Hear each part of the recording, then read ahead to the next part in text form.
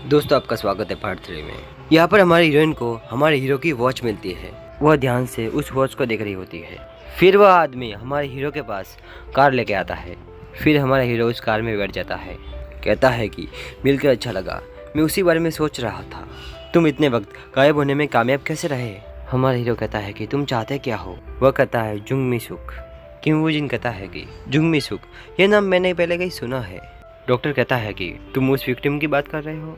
जब भी मुझे वह हादसा याद आता है मेरे रोंगटे खड़े हो जाते हैं। वो कहता है हाँ, तुम इन शोक का आखिरी विक्टिम। हमारा हीरो कहता है ना मैं किसी जंगमी सुख को जानता हूँ ना तुम्हें। कहता है कि ओह तुम नहीं जानते। वो तो बेचारे नाम सुन गिल को बिना बात के दर्दनाक मौत देखनी पड़ी। वो कॉल करके कहता है मुझे पता है कि जंगमी सुख कौन है, वो दोंगमी चौंग की आखिरी विक्टिम थी। इसका मतलब है कि वह विक्टिम का पति है। तुम इस वक्त कहाँ पर हो। हमारा हीरो कहता है ये जानना तुम्हारे लिए जरूरी नहीं है। वह कहता है तुम्हारा बच्चा तो अब बड़ा हो गया होगा ना। वो उसे एक फोटो दिखाता है। उसी वक्त हमारा हीरो उसके हाथ से फोटो लगे फाड़ देता है। हमारा हीरो कहता है दोंगमी सुख ने जो भी किया इससे मेरा कोई मतलब है ही नहीं। हमारा हीरो कहता है कि अगर तुम्हें पैसे की जरूरत है तो मुझे बताओ, शायद हम दोनों एक दूसरे के काम आ सके। वहाँ पर खाने के बॉक्स में से एक रुमाल निकालता है। उसी रुमाल से हमारे हीरो का दम घोटने की कोशिश करता है ताकि वह बेहोश हो जाए। उस रुमाल पर उसने बेहोश होने की दवाई लगाई है। फिर हमारा हीरो गाड़ी से बाहर निकल कर वह फोटोज आग में फेंक कर जलने के लिए छोड़ देता है। हमारे हीरो और उनके बीच काफी मारपीट होती है। इसी बात में हमारा हीरो बेहोश हो जाता है। हमारे हीरो को वह खींच के लेके जाता है और कार के डिक्की में बंद कर देता है। ये जो भी हो रहा है वह सब कुछ देख लेती है। हमारी हीरोइन कहती है हाँ ये मेरी है, मैं सोच रही थी कि कहाँ घूम गई थी। हमारी हीरोइन कहती है थैंक यू सो मच ये वॉच वापस देने के लिए। उसी वक्त वहाँ पर उस ऑफिसर के पास केस आता है। औरत ने जो कुछ देखा था उस पर वह केस करती है। यहाँ पर यह सर डिटेक्टिव जयसुख के ऊपर काफ़ी गुस्सा हो जाते हैं क्योंकि उनसे कुछ गलती हो जाती है। जयसुख कहता है कि मैंने इतने सारे केस सॉल्व किए हैं, एक बार गलती हो गई तो इसमें गुस्सा करने की जरूरत है क्या। सर गुस्सा होता है डिटेक्टिव गलती नहीं करते और तुमसे क्यों हुई। सर जयसुख के ऊपर गुस्सा होकर बाल पकड़ लेते हैं। सर कहते हैं तुमने इतनी बड़ी गलती की कैसे। वह कहता है हमें आज रात पार्क के जुन को पकड़ना है, हम कल किसी को मुंह दिखाने के लायक नहीं रहेंगे, हमें बहुत जल्दी उसे पकड़ना होगा, इसलिए तुम सभी अपने काम पर ध्यान दो। सर कहते हैं तो फिर तुम्हारा प्लान क्या है। पार्क क्यू जुन एक टैक्सी ड्राइवर है, हमने उसकी call history credit card history सब कुछ चेक कर ली है। जैसे कॉल करके कहता है कि कहाँ हो तुम। हॉजुन कहता है हम एक टैक्सी ड्राइवर का पीछा कर रहे हैं, हम जल्दी ही पार्क क्यू जुन टैक्सी का पता लगा लेंगे, जैसे ही खबर मिले वहाँ पहुँचने के लिए तैयार रहना। वह कहता है कि ओके सर ठीक है। हॉजुन कहता है कि क्या हुआ मैडम, वो जो घड़ी ऑफिसर आपके पास लेके आए थे अब कब से एक्स्ट्रा घड़ी साथ में लेकर घूमने लगी। वह कहती है कि मैं यह घड़ी ठीक करवाना चाहती थी, पता नहीं मेरे पॉकेट से कहाँ गिर गई। वह कहता है मैं ये घड़ी तो पहली बार देख रहा हूँ, आपने यह कब खरीदी। जीवन कहती है कि यह मेरे पति की है, मैंने उन्हें कहा था मैं आज इसे रिपेयर करवा लूँगी, पर उस समय तो कहा था कि यह आपकी है, दोनों एक ही बात तो है, तुम इन बातों पर ध्यान क्यों दे रहे हो।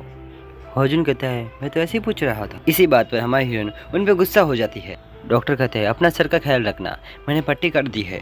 डॉक्टर अब मैं पहले वाला मुजिन नहीं रहा, आप में जिस जख्मी सर का इलाज किया है, जब मैं ट्रैक्टर से गिरा था उसी वक्त मुजिम को पकड़ते वक्त मुझे चोट आई थी, तो वह सरफिरा अपनी बीवी की तलाश में इधर उधर भटक रहा है, उसने खून कर दिया।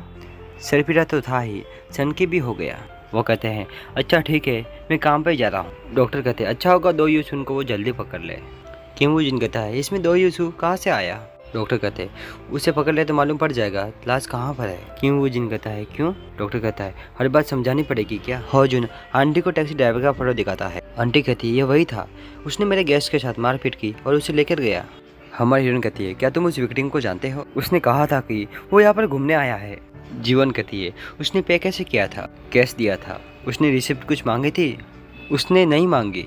हमारे हीरो का फ़ोन वहाँ पर ही छूट गया था। उसी वक्त उस फ़ोन पर किसी का कॉल आ रहा होता है।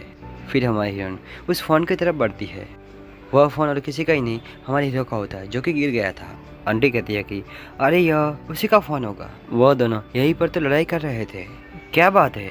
हमारी हीरोइन कहती है हॉजुन अब मैं क्या करूं, वो किडनैप हुए विक्टिम शायद मेरे पति है। हॉजुन कहता है क्या, ये आप क्या कह रही हो। वो कहती है मैं नहीं जानती कि मैं क्या कह रही हूँ, बट ये फ़ोन ये मेरे पति का है। आंटी को हमारी हीरोइन वह फोटो दिखाती, क्या यह वही थे। आंटी कहती कि हाँ यही थे। हॉजुन को कॉल आता है पार्क क्यू जुन अभी भी गाँव के बाहर है, तुम कहाँ पर हो। पार्क क्यू जुन की टैक्सी को आप टेस्ट कर पा रहे हो क्या तुम उसकी टैक्सी को टेस्ट कर पाओगी। फिर वह दोनों टैक्सी में बैठ जाते हैं उसका पीछा करने के लिए। जेसुप उन्हें रास्ता बताते हैं जिससे कि वह उन्हें पकड़ सके। वे काफ़ी तेज़ी से उस टैक्सी का पीछा कर रहे होते हैं। आखिरकार उन्हें वह टैक्सी दिख जाती है। वो उस टैक्सी के काफ़ी नज़दीक आ जाते हैं बट वह टैक्सी वाला चकमा देकर उन्हें चला जाता है। हमारी हीरोइन की गाड़ी कहीं टकरा जाती है जिस वजह से वह हाथ से छूट जाता है। होजुन कहता है हमें आपके पति को ढूंढना होगा, वो भी बहुत ही जल्दी। वह डॉक्टर से पूछता है कि मैं क्या नहीं जानता, मुझे बताओ ना, जल्दी बताओ, आप क्या कर रहे हो, जल्दी बताओ। और डॉक्टर से कहता है आप मुझे इतना इंतजार क्यों करवा रहे हो, जल्दी बताओ, मैं क्या नहीं जानता हूँ। यहाँ पर थोड़ी देर के बाद हमारे हीरो की आंखें खुल जाती है। वह पार्क की जुन कहता है कि वह कहता है दो यूसुंग, तुम्हारे पास बैक यूसुंग का ड्राइविंग लाइसेंस क्यों है? क्या तुम अपनी पहचान छुपाना चाहते हो? तुम ऐसा क्यों करना चाहते हो? कौन सोच सकता है कि एक सीरियल किलर अपनी पहचान दे सकता है और शादीशुदा और एक बच्चे का बाप हो सकता है, और किसे पता वह अपने बाल समय समय पर बदलता होगा। हमारा हीरो कहता है तो इस बारे में क्या ख्याल है? मेरे पास अपना कोई मकान भी नहीं है अपने ही नाम से, और बैंक में बहुत ज़्यादा उधारी भी बाकी है। तुम पर मुझे तरस आ रहा है। पार्क की जुन कहता है इसमें तरस खाने की क्या बात है, तुम्हारा बदला लेने का लक्ष्य खत्म हो चुका है। तो उसका बेटा दो यूसुन बदला लेने का काफ़ी अच्छा विकल्प है। तुम अपने भड़के हुए गुस्से को उस पर जाकर आराम से शांत कर सकते हो। कहते हैं कि वह बिल्कुल अपने पिता की तरह है। वह पागल इंसान पागल खाने में था, उसके पास इंसानों वाला दिल नहीं है। वह सच में पागल है, वह शायद अपने पिता की करतूत जानता होगा। सब कहते हैं कि उन्होंने सब कुछ साथ में किया था, मैंने सही कहा ना? वह कहता है कि हाँ शायद ऐसा ही हो।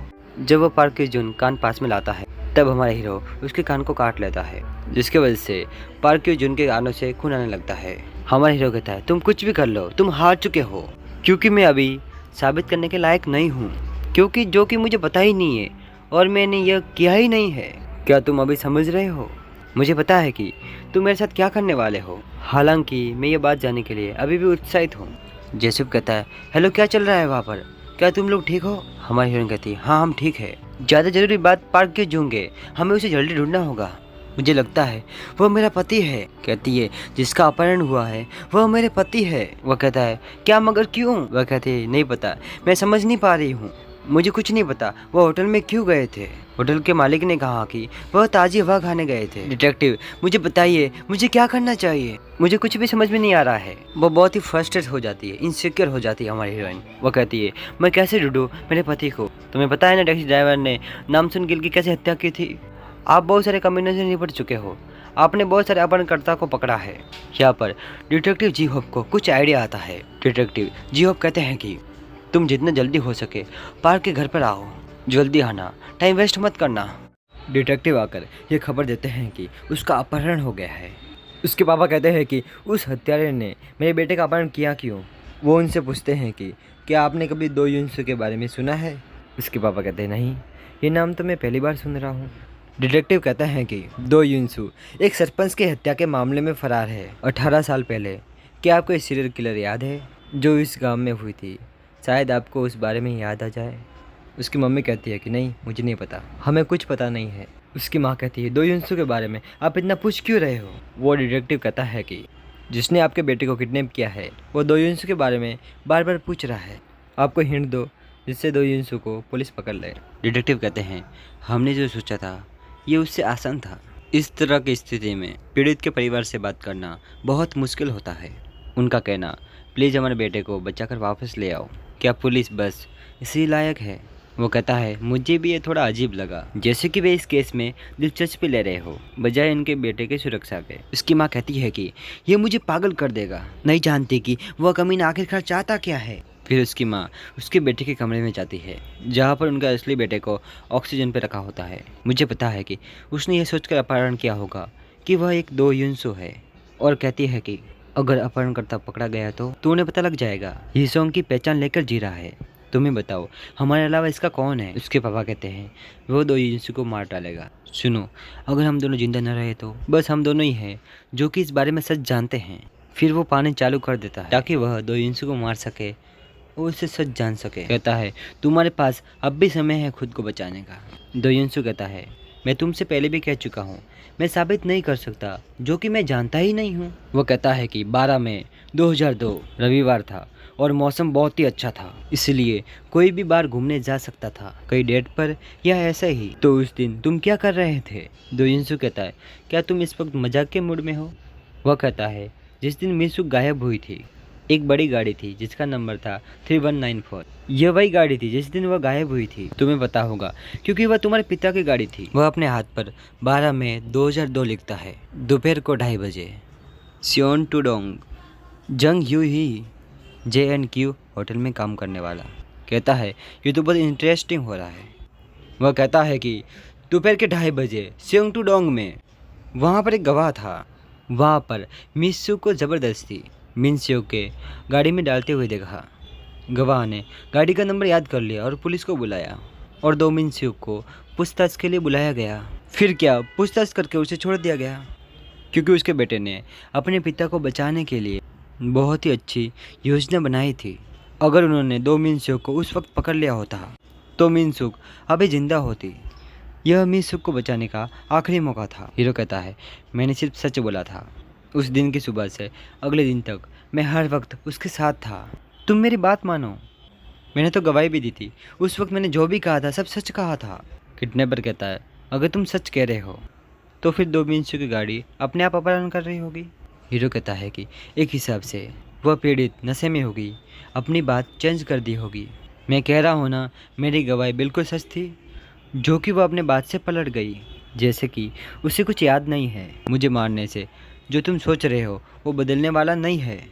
फिर वह हमारे हीरो को किचन दिखाता है जहाँ पर मछली का चित्र होता है।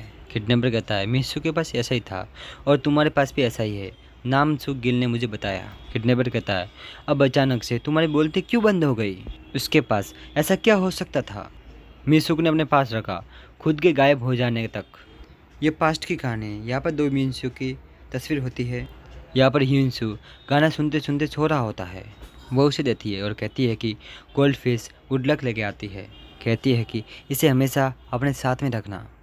वहाँ पर बाहर सभी दरवाजे बजा रहे होते हैं। मिसेस दोहिसो, क्या आपके पास थोड़ा वक्त है? मिस दोहिसो, हमें आपका इंटरव्यू चाहिए। लोगों को जानने का पूरा हक है। मैम जवाब दीजिए, क्या आपके भाई ने देशद्रोह का काम किया है? क्या तुम उसकी सहायता कर रही हो? फिर वह थोड़ा दरवाज़ा खोलती है, कहती है प्लीज़ यहाँ से चले जाओ, मैं कुछ नहीं जानती। रिपोर्टर कहता है जब तुम 19 साल की थी 2 मिनस्यू ने इतनी हत्याएं की, क्या तुम्हें सच में नहीं पता था? और कहते हैं हमें पता चला है कि आपके पिता सीरियल किलर है और तुम्हारा भाई सरपंच की हत्या करके भाग गया है। उनके लिए कुछ कहना चाहोगी जिन परिवारों ने अपना कोई खोया है? वो कहती है मुझे माफ़ कर दीजिए। वो कहते हैं मैम ऐसा बर्ताव कर रही है, ऐसा नहीं करना चाहिए उन्हें। किडनैपर गुस्सा कर कहता है बताओ मुझे, तुम समझा क्यों नहीं पा रहे हो? किडनैपर कहता है अब तक तुम्हें अपने आप पर बहुत विश्वास था ना, तो फिर मुझे समझा क्यों नहीं पा रहे हो? बताओ मिसुक कहाँ है? पानी एकदम सट के कॉलर तक आ गया था। वे किडनैपर के घर पे जाकर किडनैपर के घर की तलाशी लेते हैं। उन्हें कूड़े में से कुछ नंबर मिलते हैं। वे नंबर देखकर उन्हें पता चल जाता है कि हमारा हीरो कहाँ पर है। पानी एकदम से हमारे हीरो के मुंह में जाने लगता है क्योंकि बहुत सारा पानी भर गया था। वो कहता है तुम मुझे बताओ तुमने मिसू को कहाँ दफनाया है, तो मैं तुम्हारी जान बख्श दूंगा। हमारा हीरो कहता है मुझे नहीं पता। हमारा हीरो एकदम से पानी में डूब जाता है। उसी वक्त वे सभी वहाँ पर आ जाते हैं। हमारी हीरोइन हीरो को देख लेती है कि पानी में डूब रहा है। हमारे हीरो को बचाने के लिए पानी में कूद जाती है। वहाँ पर उन सभी में लड़ाई हो रही होती है। डिटेक्टिव कहता है मार दो, तुम सोचो मत, हमारे हीरो को सांसें आ सके, इसीलिए हमारी हीरोइन हमारे हीरो को ऑक्सीजन दे रही होती है। फिर उस किडनैपर का माथा फूट जाता है जिससे कि वह लगभग मर जाता है। ऐसा करने के बाद थोड़ी देर बाद हमारे हीरो की आंखें खुलती है। पास्ट का सीन। हमारा हीरो कहता है मैं कभी हाई स्कूल भी नहीं गया था, मैं स्कूल में सबसे घुल मिल नहीं पाता था, मैं सड़कों पर भी रहा हूँ। उस समय मैं किसी न किसी से झगड़ता रहता था। कहता है क्या तुमने कभी किसी को मुक्का मारा है? हमारी हीरोइन कहती है कि नहीं। हमारा हीरो कहता है कि मेरी अक्सर लोगों से लड़ाई होती थी, बहुत मारपीट किया करता था और उस समय ऐसा करके मुझे अच्छा लगता था। और पता है मैं वो चीज़ें देखता हूँ जो कि मुझे नहीं देखनी चाहिए, मैं कोई नॉर्मल इंसान नहीं हूँ। हमारी हीरोइन कहती है कि तुम क्या देख रहे हो? हीरो कहता है कि एक मरा हुआ इंसान। हमारी हीरोइन कहती है कि तुम मुझे प्यार करने से नहीं रोक सकते, मैं तुम्हारे साथ अच्छे से रहूँगी, मैं तुम्हें सब कुछ सिखाऊंगी जो कि तुम्हें नहीं पता। फिर देखना एक दिन सब कुछ बदल जाएगा, एक सपने की तरह। हमारी हीरोइन कहती है एक बार ट्राई तो करके देखो, तुम मुझे ऐसा घूर क्यों रहे हो? मेरा दिल धड़क रहा है, बस मना ही करते रहते हो, एक बार ट्राई करके देखना चाहिए। हमारा हीरो कहता है मैं तुम्हें ठीक से नहीं जानता। हमारी हीरोइन कहती है, क्या यही तुम्हारा तरीका है? वो कहती है, मूड ख़राब करने के बजाय चलो हम किस करते हैं। फिर वह उसे किस करती है। हमारा हीरो कहता है कि पापा तुम यहाँ से निकल जाओ, मैं इस पल को एंजॉय करना चाहता हूँ, तो प्लीज़ चले जाओ। फिर उसके पापा वहाँ से चले जाते हैं। इस बार हमारा हीरो हमारे हीरोइन को किस करता है। यहाँ पर हमारा हीरोइन हमारे हीरो को पानी से बाहर निकाल लेती है और हमारे हीरो को होश में लाने का काफ़ी ट्राई करती है। बहुत ही पॉजिटिव और टेंशन में हो जाती है। थोड़ी देर के बाद हमारा हीरो होश में आ जाता है। यह स्टोरी बैक स्टोरी से स्टार्ट होती है और यहाँ पर असली हिस्सा कार में होता है और वह किसी से बात करते हुए कार चला रहा होता है। कार से ह्योंग-सू का एक्सीडेंट हो जाता है तो वह कार को वहाँ पर रोककर ह्योंग-सू के पास जाता है और कहता है, क्या तुम ठीक हो? मैं अभी एम्बुलेंस को बुलाता हूँ। तो ह्योंग-सू उसका हाथ पकड़कर कहता है कि वह उसे हॉस्पिटल लेकर ना जाए और वह वहीं पर बेहोश हो जाता है। अब स्टोरी प्रेजेंट टाइम में आ जाती है जहाँ पर जीवन ह्योंग-सू को हॉस्पिटल लेकर आती है और वहाँ पर डॉक्टर ह्योंग-सू को बचाने की पूरी कोशिश करते हैं। तभी उसे पास्ट का याद आने लगता है और उसे यह भी याद आता है कि उसका एक्सीडेंट कैसे हुआ था। तो वह अचानक उठ जाता है और वह देखता है कि वह इस समय हॉस्पिटल में है। तो वह धीरे धीरे करके बाहर जाने लगता है। फिर वह एक पुलिस को देखता है तो उसे लगता है कि सबको पता चल गया है कि डू यंग-सू मैं ही हूँ। तो वह वहाँ से जाने लगता है। ह्योंग-सू को ठीक देखकर जीवन उसके गले लगकर रोने लगती है। तो ह्योंग-सू कहता है कि मैं ठीक हूँ। और यहाँ पर मूजिन डोमिन-सुक के लास्ट क्राइम के विटनेस को जांग योंग-इल को कॉल करके सवाल करने लगता है। तो वह कॉल को कट कर देता है। डॉक्टर हिसोंग को बताते हैं कि वह 10 दिन बाद होश में आया है और वे डॉक्टर्स हिसोंग की याददाश्त का टेस्ट करने लगते हैं और यहाँ पर हिसोंग को सब कुछ याद होता है। तभी वहाँ पर डॉक्टर शेन आते हैं। वह डॉक्टर कहता है कि हिसोंग क्या तुम अभी ठीक हो? डू यंग-सू कहता है कि मैं जल्दी ही ठीक हो जाऊंगा। तभी वहाँ पर हिसोंग की मॉम आती है और वह हिसोंग पे गुस्सा होने लगती है।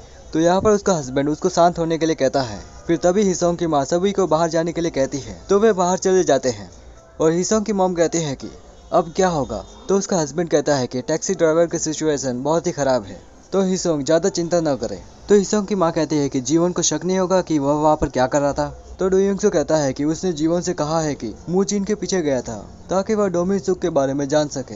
डू यंग-सू के फादर कहते हैं कि क्या वह मूजिन पर भरोसा कर सकता है क्योंकि मूजिन को तुम्हारे बारे में बहुत कुछ पता है।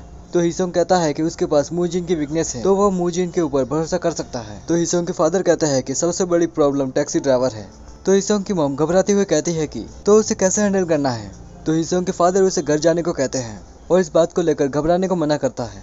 तो वह चली जाती है और यहाँ पर जीवन की बेटी के साथ जीवन की मॉम जाने लगती है और यहाँ पर जीवन के पास हुजिन आता है और वह कहता है कि अगर हिसोंग अपना स्टेटमेंट दे दे तो उस टैक्सी ड्राइवर को जेल हो सकती है। यहाँ पर हिसोंग के फादर हिसोंग को बताते हैं कि पुलिस टैक्सी ड्राइवर को अपराधी घोषित करने वाली है और कहता है कि तुम चाहो तो मैं तुम्हारी इसमें मदद कर सकता हूँ। तो हिसोंग कहता है कि अभी मदद कर सकते हो। तो वह कहता है कि अभी तो मैं नहीं कर सकता पर मैं सोच कर बताऊंगा और हमारे पास बस आज की रात है। यहाँ पर डू यंग-सू मूजिन को कॉल करके कहता है कि उसने अभी तक स्टेटमेंट क्यों नहीं दिया। मूजिन कहता है कि हम दोनों के स्टेटमेंट अलग नहीं होनी चाहिए इसलिए मैं बहाना बनाकर छुप रहा हूँ। मूजिन जांग योंग-इल से 18 साल पहले क्या पूछने गया था यह जानने के लिए आता है। तो वो कहते हैं कि तुम्हें गलतफहमी हुई थी उस वक्त पर जांग योंग-इल गलती से कह देती है कि अगर वह राक्षस मेरी बेटी को कुछ कर दे तो मैं क्या करूँगी। तो मूजिन कहता है कि डू यंग-सू मर चुका है तो वह डर क्यों रही है। तो जांग योंग-ही कहती है कि मैं उसकी बात नहीं कर रही। यहाँ पर जीवन हिसोंग से पूछती है कि क्या वह सच में स्टेटमेंट दे सकता है। तो हिसोंग कहता है कि वह बिल्कुल दे सकता है। फिर हिसोंग उसके बालों में से एक टूटा हुआ बाल हटाता है तभी जीवन दूर हो जाती है। तो हिसोंग कहता है कि मैं ये बाल निकाल रहा था और कहता है कि मुझे तुम्हारा रोता हुआ चेहरा याद आता है। तभी वहाँ पर मिस्टर चाई आ जाते हैं स्टेटमेंट के लिए और कहता है कि मैं आ गया। यहाँ पर हुजिन की जगह डिटेक्टिव चॉय स्टेटमेंट करते हैं। वे कहता है कि मैं खाली बैठा था तो मैं ही बातचीत कर लेता हूँ। और डिटेक्टिव चॉय कहता है कि टैक्सी ड्राइवर तुमसे क्या जानना चाहता था और उसने तुम्हें टॉर्चर क्यों किया। जीवन को इस सवाल पर गुस्सा आता है। तो डिटेक्टिव चॉय कहता है यहाँ पर तुम दो जगह नहीं जा सकती, तुम हिसोंग की वाइफ बनकर रहो या हमारे साथ रहो, दोनों में से एक जगह रहो। तो जीवन वहाँ से चली जाती है। तो यहाँ पर हिसोंग कहता है कि जब टैक्सी ड्राइवर ने उसको किडनैप किया था तब उसने कहा था कि उसकी वाइफ एक पुलिस ऑफिसर है। तो यह सुनकर टैक्सी ड्राइवर ने कहा था कि अगर तुम्हारी वाइफ पुलिस ऑफिसर है तो उस समय पुलिस ने तुम्हारी वाइफ को क्यों नहीं बचाया। और यह बोलकर टैक्सी ड्राइवर ने उसे टॉर्चर किया था। तो मिस्टर चाई बोलते हैं कि नामसुन किल की तरह उस टैक्सी ड्राइवर ने तुम्हें क्यों नहीं मारा और डूबने के लिए क्यों छोड़ दिया। तो हिसोंग कहता है कि शायद से वह पुलिस को नीचा दिखाना चाहता है इसीलिए उसने ऐसा किया। तो डिटेक्टिव चाई बोलते हैं कि टैक्सी ड्राइवर के मन की बात तुम्हें कैसे पता। तो हिसोंग कहता है कि मैंने बस अंदाजा लगाया है। तो डिटेक्टिव चाई बोलता है कि मैं सीधा सवाल करता हूँ, तुम टैक्सी ड्राइवर के टारगेट कैसे बने। हिसोंग कहता है कि क्या आप मेरे ऊपर शक कर रहे हैं। तो डिटेक्टिव चाई कहता है नहीं ऐसा नहीं है, यहाँ पर हीसोंग मन में कहता है कि डिटेक्टिव चाई इस केस को लेकर बहुत ही सीरियस है। फिर डिटेक्टिव चाई कहता है कि तुम अपना स्टेटमेंट पूरा कर लो और कहता है ठीक है तो मैं अभी चलता हूँ। तो यहाँ पर जीवन को नामसुन गिल की वाइफ का कॉल आता है। वो कहती है कि ह्योंगसू के बारे में उसे कुछ पता है। तो जीवन कहती है कि स्केच खत्म होते ही वह उससे मिलेगी और कहती है यह बात मेरे अलावा किसी को मत बताना। तो यहाँ पर जीवन सोच में पड़ जाती है। तो हीसोंग उससे कहता है कि तुम कुछ सोच रही हो। तो वह कहती है कि नहीं ऐसा नहीं है। ह्योंगसू उससे कहता है कि तुम थकी हुई लग रही हो, तुम घर जाकर आराम करो। तो जीवन उसके ऊपर गुस्सा होकर कहती है कि वह 10 दिनों से परेशान और डरी हुई थी और तुम कह रहे हो कि मैं घर जाकर आराम करूं। ये बोलकर जीवन वहां से जाने लगती है पर हीसोंग उसका हाथ पकड़ लेता है पर जीवन चली जाती है। फिर यहाँ पर सीन फ्लैशबैक में जाता है जहाँ पर हीसोंग को पहली बार होश आता है। यहाँ पर जीवन हीसोंग को उठा रही होती है और कहती है कि क्या तुम्हें मैं याद हूँ, पर उसे तो उसकी सिस्टर हेसु याद आती है। तो यहाँ पर हीसोंग हेसु से कहता है कि वह नॉर्मल लाइफ जिए और उसे ढूंढने की कोशिश न करे और वह अब कभी भी डोइंग सुक की तरह नहीं जिएगा। यह सुनकर जीवन हैरान हो जाती है और यहाँ पर सीन प्रेजेंट टाइम में आ जाता है। हेसु को उसकी जॉब से निकाल दिया जाता है क्योंकि वहाँ पर बहुत सारे रिपोर्टर्स आते हैं हेसु के बारे में जानने के लिए। यहाँ पर मूजिन जांगयोंग ही के घर पर बेल बजाने लगता है तो वह बाहर आ जाती है और मूजिन उससे इन्वेस्टिगेशन करने लगता है। तो वह कहती है कि उसे कुछ भी नहीं पता है और वह यहाँ पर आकर उसे तंग करना बंद करे। मूजिन कहता है कि एक बार सच के लिए हिम्मत नहीं जुटा सकती। वो कहती है कि सच के चक्कर में उसकी बेटी को कुछ हो गया तो वह क्या करेगी। तभी वहाँ पर जांगयोंग ही की बेटी आ जाती है। वो कहती है कि तुम जल्दी से यहाँ से चले जाओ नहीं तो वो जल्दी ही पुलिस को फोन कर देगी। तो मूजिन वहाँ से चला जाता है। यहाँ पर हीसोंग अपने फादर को कॉल करके कहता है कि वह टैक्सी ड्राइवर के साथ वह करने के लिए तैयार है। यहाँ पर जीवन केस के बारे में स्टडी करने लगती है। तो यहाँ पर हीसोंग डॉक्टर के कपड़े पहनता है और यहाँ पर जीवन हीसोंग के स्टूडियो के बेसमेंट को तोड़कर अंदर जाती है। यहाँ पर हीसोंग का फादर उसे जाने के लिए कहता है तो हीसोंग डॉक्टर के कपड़े पहनकर जाने लगता है और यहाँ पर जीवन बेसमेंट की जांच पड़ताल करती है और फिर वह अपने बैग में से एक स्प्रे लेती है और हर जगह स्प्रे करने लगती है और इस केमिकल की वजह से छुपा हुआ खून दिख जाएगा। फिर यहाँ पर हीसोंग टैक्सी ड्राइवर के पास जाता है जहाँ पर वह डिटेक्टिव को उठाकर कहता है कि वह ड्रेसिंग के लिए आया है। तो डिटेक्टिव थोड़ी देर के लिए बाहर चला जाता है। तभी टैक्सी ड्राइवर आंखें खोलकर कहता है कि वह उसी का इंतजार कर रहा था क्योंकि उसे पता था कि वह उसे मारने जरूर आएगा। हीसोंग कहता है कि तुम चाहते क्या हो। तो टैक्सी ड्राइवर पूछता है कि जंग मी सुक कहाँ पर है और क्या तुम्हें सच में नहीं पता कि वह कहाँ पर है। तो हीसोंग कहता है कि वह भी उन्हीं लोगों की तरह है और उसे भी ये बात टीवी देखकर पता चली है कि उसका फादर सीरियल किलर है। फिर वह कहता है कि उसकी बात को मानना इतना मुश्किल है। तो टैक्सी ड्राइवर बोलता है कि उसे लगा था कि वह मरते वक्त उसे सच बता देगा। तो हीसोंग बोलता है कि वह उसे सच बताए या न बताए वह उसे मार देगा क्योंकि वह जब चाहे उसकी लाइफ खत्म कर सकता है। तभी टैक्सी ड्राइवर कहता है कि उसे बेड पर सोते सोते एक बात समझ आई है कि मैंने जो भी ह्योंगसू के बारे में सुना था वह सब अफवाह थी, इसीलिए शायद तुम्हें गलत जानकारी मिली होगी और कहता है कि तुम चाहते हो तो मुझे मार सकते हो। तो हीसोंग कहता है कि तुम्हारी वाइफ मर गई थी तब तुम्हें कैसा फील हुआ था। तो टैक्सी ड्राइवर कहता है कि तुम ये बात क्यों जानना चाहते हो। हीसोंग कहता है कि बस मुझे जानना था। तो टैक्सी ड्राइवर कहता है कि उसकी वाइफ के मरने के बाद उसे भी मरने का मन हुआ था पर वह अपनी वाइफ के लाश को ढूंढ रहा था अंतिम संस्कार के लिए। तो हीसोंग कहता है कि इससे क्या बदल जाएगा, कोई भी मिसुक की बात करेगा तो वह ये नहीं बोलेगा कि उसका अंतिम संस्कार नहीं किया गया। तो हीसोंग उसे गुड बाय बोलकर एक इंजेक्शन को तैयार करता है और यहाँ पर जीवन को फर्श पर खून के धब्बे और टेबल टाइप पर खून दिखता है और यहाँ पर हीसोंग ग्लूकोज की बोतल में इंजेक्शन लगा देता है। यहाँ पर टैक्सी ड्राइवर पर नजर रखने वाले डिटेक्टिव को उसे पता चलता है कि टैक्सी ड्राइवर की तो ड्रेसिंग पहले से ही हो चुकी है। तो वह भागते हुए टैक्सी ड्राइवर के कमरे में जाता है। यहाँ पर मिसुक ड्रेस बदल कर बाहर निकल चुका होता है। फिर वह टैक्सी ड्राइवर के कमरे में जाता है तो उसे पता चलता है कि सब ठीक है और यहाँ पर स्टोरी फ्लैशबैक में जाती है जहाँ पर हीसोंग उसे बताता है कि डोमिन सुक के जाने के बाद वह चाबी किसी ने हेसु को दी थी और हेसु ने फिर ह्योंगसू को दी थी। टैक्सी ड्राइवर कहता है कि यह बात उसने पहले क्यों नहीं बताई। हीसोंग कहता है कि पहले मैं बताता तो तुम मेरी बातों पर यकीन नहीं करते, मेरी जगह तुम हेसु को किडनैप करते और उससे डुबाने की कोशिश करते और कहता है कि उसे चाबी देने वाला हो कौन सकता है। तो टैक्सी ड्राइवर कहता है कि इसका मतलब डोमिन सुक का कोई साथी था। तो हीसोंग कहता है कि टैक्सी ड्राइवर के पास 2 महीने ही है कैंसर के कारण, तो तुम मरने से पहले मुझे पकड़ने की जगह असली किलर को पकड़ो। तो टैक्सी ड्राइवर कहता है कि वह उसे बचा ले, उसे अभी मरना नहीं है। तो हीसोंग कहता है कि वह मरेगा नहीं, उसने इंजेक्शन चलाने का नाटक किया था और उसके अंदर दवाई नहीं डाली है। तो टैक्सी ड्राइवर कहता है कि तुमने जानबूझकर मुझे जिंदा क्यों छोड़ा। तो हीसोंग कहता है कि तुम्हारे बारे में मैंने किसी को कुछ भी नहीं बताया है, बल्कि मैं बता सकता था पर बताया नहीं। और वह कहता है कि मैं जैसा बोलता हूँ वैसा ही तुम्हें पुलिस को बोलना है। यहाँ पर जीवन खून के धब्बे देखकर रोने लगती है और वह पास्ट का याद करती है जहाँ पर हीसोंग की छोटी बच्ची रो रही होती है। तो वह उसे गोदी में लेकर शांत करता है और यह सब याद करके वह रोती है। और यहाँ पर अगले दिन हीसोंग अपने हाथ की ओर देखता है तो उसे याद आता है कि उसकी घड़ी तो बेसमेंट में ही रह गई थी। और यहाँ पर टैक्सी ड्राइवर सभी पुलिस के सामने अपने जुर्म कबूल कर लेता है और कहता है कि यह सब मैंने पुलिस को नीचे दिखाने के लिए किया था और इसी वजह से उसने हिसोंग को टॉर्चर किया। और यहाँ पर मुजिन के बहुत कहने पर जंग यंग ही इंटरव्यू देने के लिए राजी हो जाती है। तो यहाँ पर मुजिन प्रश्न करता है उसने अपना स्टेटमेंट चेंज क्यों किया था 18 साल पहले। तो जंग यंग ही उसे एक टेप देती है और यहाँ पर हिसोंग हॉस्पिटल से डिस्चार्ज हो जाता है और वह अपनी नॉर्मल लाइफ में वापस चला जाता है। और यहाँ पर जीवन नामसुन गिल के वाइफ के पास जाती है योंगसू की इन्फॉर्मेशन लेने। तो वह उसे योंगसू को बैग देती है और नामसुन गिल की वाइफ कहती है कि क्या इसकी हेल्प से योंगसू पकड़ा जाएगा।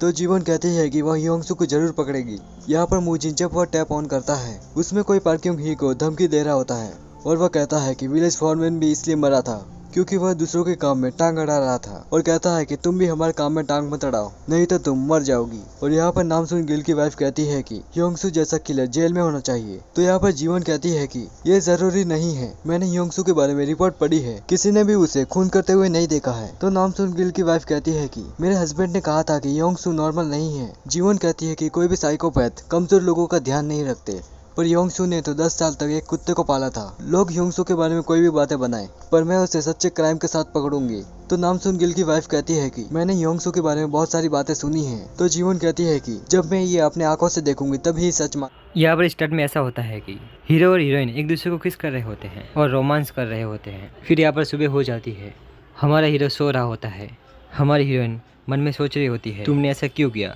क्या तुम्हें ऐसे ही जीना था। मुझे यकीन है कि तुम्हारे पास कोई विकल्प नहीं था, मुझे तुमसे बस एक ही चीज़ चाहिए, एक वजह कि मैं तुम्हें माफ़ कर सकूं। यहाँ पर हमारे हीरो की आंखें खुल जाती है। हमारे हीरो कहता है मैंने एक सपना देखा। हीरो कहता है तुम आज इतनी जल्दी कैसे उठ गई। हमारी हीरोइन कहती है 8:55 हो गई है। हमारी हीरोइन कहती है कि तुम्हें क्या हुआ, तुम इस तरह तो नहीं सोते थे। हमारा हीरो कहता है मैं जब से घर आया मुझे हमेशा नींद आती रहती है, शायद इसलिए क्योंकि मैं अब रिलैक्स फील कर रहा हूँ। हमारी हीरोइन कहती है हाँ बहुत कुछ हुआ था। यहाँ पर हमारी हीरोइन हमारे हीरो को गिफ्ट देती है, उसमें एक घड़ी देती है। हमारी हीरोइन कहती है कि इस घड़ी को खोना मत अब तुम। हमारा हीरो घड़ी पहन कर कहता है कि ये घड़ी बहुत ही अच्छी है। कहता है कि देखो कितनी अच्छी लग रही है। हमारा हीरो यहाँ पर एप्पल का जूस बना रहा होता है, अपनी बेटी और अपनी पत्नी को जूस पिलाता है। यूना कहती है कि जूस बहुत ही अच्छा है। हमारी हीरोइन अपना आईडी कार्ड देकर कहती है कि मुझे अपने पति के परिवार का रजिस्टर चाहिए। किम मुन जिन को एक खुफिया सूचना मिलती है युनजू मर्डर केस में एक और अपराधी था, तो मैं आज उस आदमी की आवाज़ सुनाने वाला हूँ। उस न्यूज़ में किम मुन जिन को 1.5 मिलियन से ज़्यादा व्यूज़ आ जाते हैं। इस टॉपिक से रिलेटेड 2000 आर्टिकल भी हो गए हैं। इस अचीवमेंट को लेकर सभी काफ़ी खुश हो जाते हैं। दो युनसू लगभग 14 ईयर्स तक बैकी स्योंग के रूप में रहा। बैकी स्योंग के माता पिता ने उसे सपोर्ट किया, लेकिन क्यों? सभी लोग उस ऑडियो को सुन रहे होते हैं। फिर हमारी हीरोइन भी उस ऑडियो को सुनती है। ऑडियो के हिसाब से रात के 2:30 बजे 12 मई 2002 में उस औरत ने गलती से उस गाड़ी को थोड़ी सी टक्कर मार दी थी, तो वह उससे माफ़ी मांगने गई थी, पर उस आदमी ने बड़ी सी टोपी पहनी हुई थी। टोपी की वजह से उसका चेहरा नहीं दिख रहा था। न्यूज़ रिपोर्टर कहता है कि उस वक्त रात बहुत हो चुकी थी, ये देखना मुश्किल था कि वह कैसा दिखता है, लेकिन कहना बहुत मुश्किल है, बट इस केस का खुलासा जल्दी होगा। वहाँ पर वह आदमी उस औरत से नंबर लेता है। तभी उसी वक्त काली गाड़ी से एक लड़की बाहर निकलती है। वह और कोई नहीं मीसुक होती है। उस गाड़ी वाले ने बहुत ड्रिंक कर रखी थी। गाड़ी का नंबर 3194 था।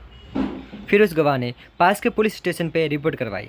फिर कहते हैं कि लाइसेंस प्लेट नंबर 2 मिन स्योक की जांच की। उसमें उसने 2 युनसू की एलिबी की जांच की। इसी में उसका बेटा 2 युनसू इस सभी में शामिल होता है। उन्होंने कहा कि वह उस घटना के वक्त अपने पिता के साथ फिल्म देख रहे थे। उसने सबूत के तौर पर 2 मूवी टिकट दे दी। पुलिस रिपोर्ट की वजह से उस गवाह का लाइसेंस रद्द किया गया, जो कि सही नहीं हुआ। क्या मिन स्योक ने अपने आप आत्महत्या कर ली? 2 युनसू सरपंच की हत्या के बाद भाग गया। जंग मी सुक का जब अपहरण हुआ तब पुलिस ने ध्यान दिया होता, तो जब जंग मी सुक का अपहरण हुआ क्या 2 युनसू 2 मिन स्योक के साथ मिला हुआ तो नहीं है? इससे भी निराशाजनक बात यह है कि पुलिस ने कुछ नहीं किया। क्या वे दोनों मिले हुए हैं? क्या उन दोनों को धमकी मिल रही है? पता नहीं आगे क्या होगा। और उस गवाह ने अपने बयानों को वापस ले लिया था। पुलिस भी इस मामले में फंसी हुई थी। लापरवाही स्वीकार करने के बजाय वह उसे दफन करते रहे। अपराधी की आवाज़ सुनाते हैं। ये सब देखकर यह बहुत टेंशन में आ जाती है।